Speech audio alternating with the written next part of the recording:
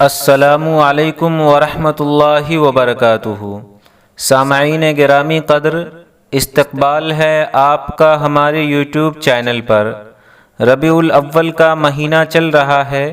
اس مہینے میں بریلوی مکتب فکر سے تعلق رکھنے والے 12 ربیع الاول کو حضور پاک صلی اللہ علیہ وسلم کے آمد کے خوشی میں جشن مناتے ہیں، گلیوں اور محلوں کو سجاتے ہیں، ڈی جے کے دھن میں خوب ناچتے اور گاتے ہیں۔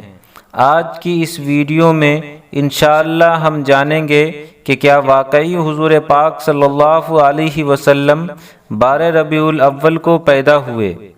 سامعین گرامی قدر، میں اس سوال کے جواب میں کسی دیوبندی مکتب فکر سے تعلق رکھنے والے علماء کی تحقیق پیش نہیں کروں گا، بلکہ اس کی تحقیق پیش کروں گا جس کو بریلوی حضرات اپنا امام اور مقتدیٰ مانتے ہیں۔ احمد رضا خان بریلوی کی تحقیق سماعت فرمائیں۔ فتاوی رضویہ میں ایک رسالہ ہے نطق الہلال، اس میں لکھتے ہیں کہ حضور پاک صلی اللہ علیہ وسلم 8 ربیع الاول کو پیدا ہوئے اور تاریخ وفات 12 ربیع الاول ہے۔ جس بندے کے نام پر بریلویوں کا مسلک ہے اور جس بندے کے نام پر بریلویوں نے فرقہ بنایا، جو بندہ بریلوی فکر کے بانی ہے، وہ کہتا ہے کہ حضور پاک صلی اللہ علیہ وسلم 8 ربیع الاول کو پیدا ہوئے، اور بریلوی حضرات کہتے ہیں کہ 12 ربیع الاول کو پیدا ہوئے۔